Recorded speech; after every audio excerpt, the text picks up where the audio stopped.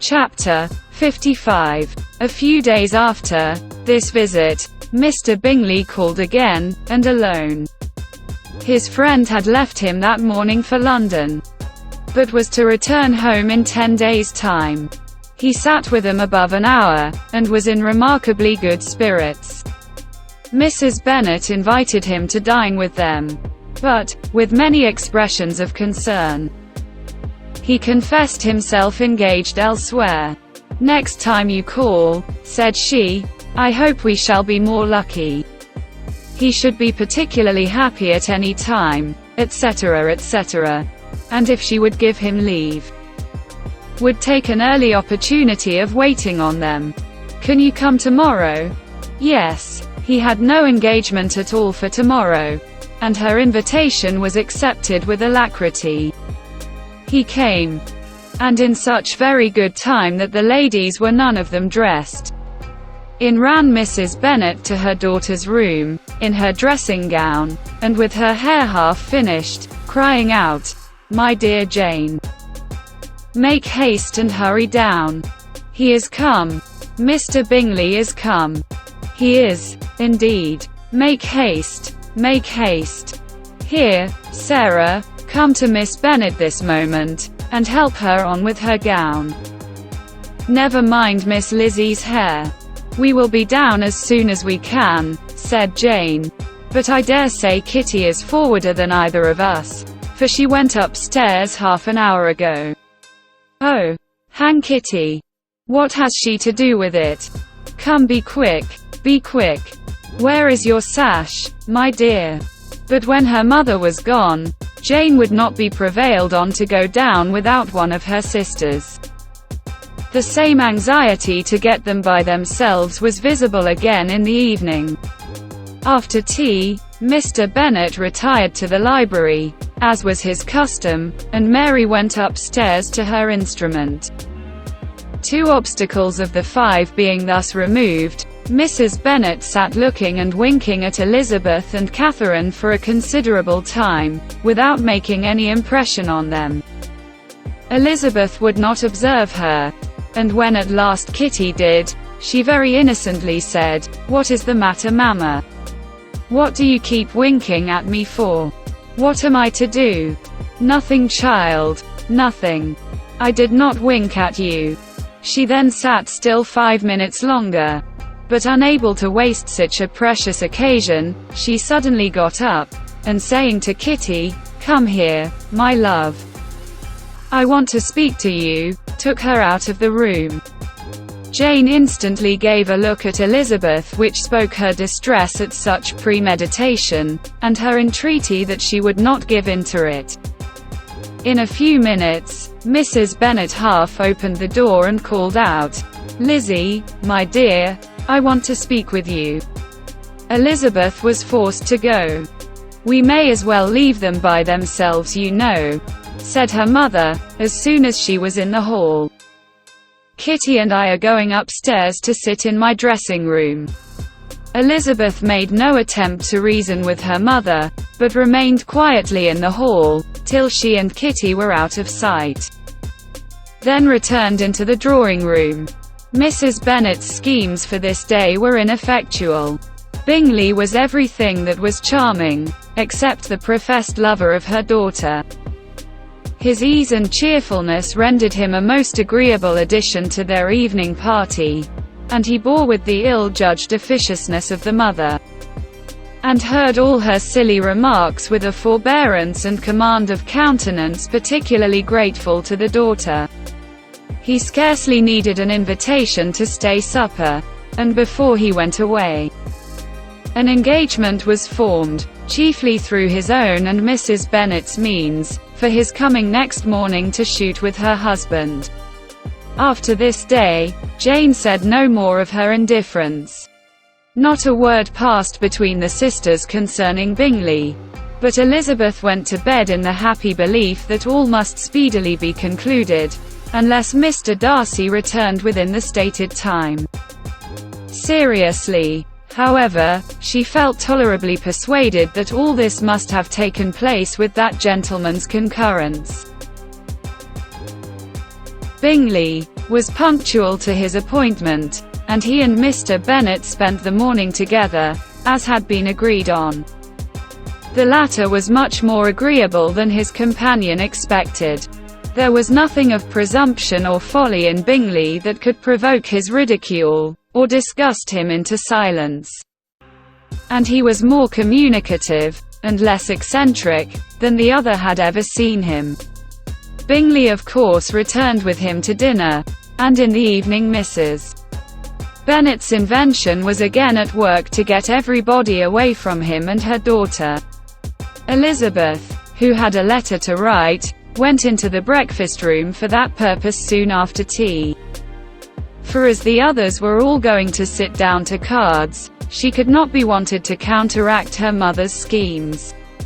But on returning to the drawing-room, when her letter was finished, she saw, to her infinite surprise, there was reason to fear that her mother had been too ingenious for her. On opening the door, she perceived her sister and Bingley standing together over the hearth, as if engaged in earnest conversation, and had this led to no suspicion, the faces of both, as they hastily turned round and moved away from each other, would have told it all. Their situation was awkward enough, but hers she thought was still worse. Not a syllable was uttered by either, and Elizabeth was on the point of going away again, when Bingley, who as well as the other had sat down, suddenly rose, and whispering a few words to her sister, ran out of the room. Jane could have no reserves from Elizabeth, where confidence would give pleasure, and instantly embracing her, acknowledged, with the liveliest emotion, that she was the happiest creature in the world. "'Tis too much," she added, "by far too much. I do not deserve it. Oh, why is not everybody as happy?" Elizabeth's congratulations were given with a sincerity, a warmth, a delight, which words could but poorly express. Every sentence of kindness was a fresh source of happiness to Jane.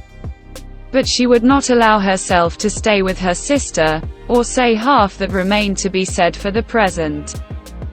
"I must go instantly to my mother," she cried. "I would not on any account trifle with her affectionate solicitude, or allow her to hear it from anyone but myself. He is gone to my father already. Oh, Lizzie, to know that what I have to relate will give such pleasure to all my dear family. How shall I bear so much happiness?" She then hastened away to her mother, who had purposely broken up the card party, and was sitting upstairs with Kitty. Elizabeth, who was left by herself, now smiled at the rapidity and ease with which an affair was finally settled, that had given them so many previous months of suspense and vexation. "And this," said she, "is the end of all his friends' anxious circumspection, of all his sister's falsehood and contrivance. The happiest, wisest, most reasonable end." In a few minutes she was joined by Bingley, whose conference with her father had been short and to the purpose. "Where is your sister?" said he hastily, as he opened the door. "With my mother upstairs. She will be down in a moment, I dare say." He then shut the door, and, coming up to her, claimed the good wishes and affection of a sister.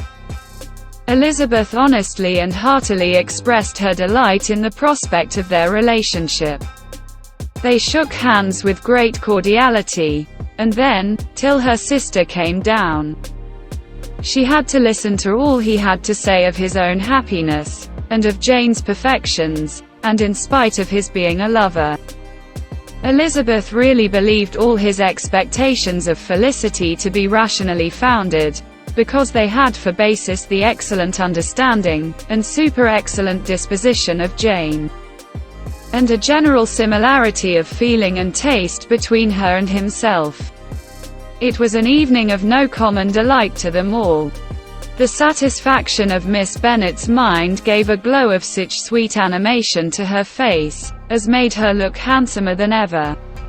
Kitty simpered and smiled, and hoped her turn was coming soon. Mrs. Bennet could not give her consent or speak her approbation in terms warm enough to satisfy her feelings, though she talked to Bingley of nothing else for half an hour, and when Mr. Bennet joined him at supper, his voice and manner plainly showed how really happy he was. Not a word, however, passed his lips, in allusion to it, till their visitor took his leave for the night. But as soon as he was gone, he turned to his daughter, and said, "Jane, I congratulate you. You will be a very happy woman." Jane went to him instantly, kissed him, and thanked him for his goodness. "You are a good girl," he replied, "and I have great pleasure in thinking you will be so happily settled. I have not a doubt of your doing very well together. Your tempers are by no means unlike. You are each of you so complying, that nothing will ever be resolved on, so easy, that every servant will cheat you, and so generous, that you will always exceed your income. I hope not so. Imprudence or thoughtlessness in money matters would be unpardonable in me. Exceed their income, my dear Mr. Bennet," cried his wife. "What are you talking of? Why, he has 4,000 or 5,000 a year, and very likely more." Then addressing her daughter, "Oh, my dear, dear Jane, I am so happy. I am sure I shan't get a wink of sleep all night. I knew how it would be. I always said it must be so, at last. I was sure you could not be so beautiful for nothing. I remember, as soon as ever I saw him, when he first came into Hertfordshire last year, I thought how likely it was that you should come together. Oh, he is the handsomest young man that ever was seen." Wickham, Lydia, were all forgotten. Jane was beyond competition her favourite child. At that moment, she cared for no other. Her younger sisters soon began to make interest with her for objects of happiness which she might in future be able to dispense. Mary petitioned for the use of the library at Netherfield, and Kitty begged very hard for a few balls there every winter. Bingley, from this time, was of course a daily visitor at Longbourn, coming frequently before breakfast, and always remaining till after supper, unless when some barbarous neighbour, who could not be enough detested, had given him an invitation to dinner which he thought himself obliged to accept. Elizabeth had now but little time for conversation with her sister, for while he was present, Jane had no attention to bestow on anyone else. But she found herself considerably useful to both of them in those hours of separation that must sometimes occur. In the absence of Jane, he always attached himself to Elizabeth, for the pleasure of talking of her, and when Bingley was gone, Jane constantly sought the same means of relief. "He has made me so happy," said she, one evening, "by telling me that he was totally ignorant of my being in town last spring. I had not believed it possible." "I suspected as much," replied Elizabeth. "But how did he account for it? It must have been his sister's doing. They were certainly no friends to his acquaintance with me, which I cannot wonder at, since he might have chosen so much more advantageously in many respects. But when they see, as I trust they will, that their brother is happy with me, they will learn to be contented, and we shall be on good terms again, though we can never be what we once were to each other." "That is the most unforgiving speech," said Elizabeth, "that I ever heard you utter. Good girl. It would vex me, indeed, to see you again the dupe of Miss Bingley's pretended regard. Would you believe it, Lizzie, that when he went to town last November, he really loved me. And nothing but a persuasion of my being indifferent would have prevented his coming down again. He made a little mistake, to be sure. But it is to the credit of his modesty. This naturally introduced a panegyric from Jane on his diffidence, and the little value he put on his own good qualities. Elizabeth was pleased to find that he had not betrayed the interference of his friend, for, though Jane had the most generous and forgiving heart in the world, she knew it was a circumstance which must prejudice her against him. "I am, certainly, the most fortunate creature that ever existed," cried Jane. "Oh, Lizzie, why am I thus singled from my family, and blessed above them all? If I could but see you as happy. If there were but such another man for you. If you were to give me 40 such men, I never could be so happy as you. Till I have your disposition, your goodness, I never can have your happiness. No, no, let me shift for myself. And, perhaps, if I have very good luck, I may meet with another Mr.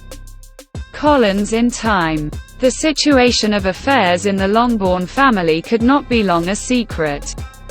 Mrs. Bennet was privileged to whisper it to Mrs. Phillips, and she ventured, without any permission, to do the same by all her neighbours in Meryton.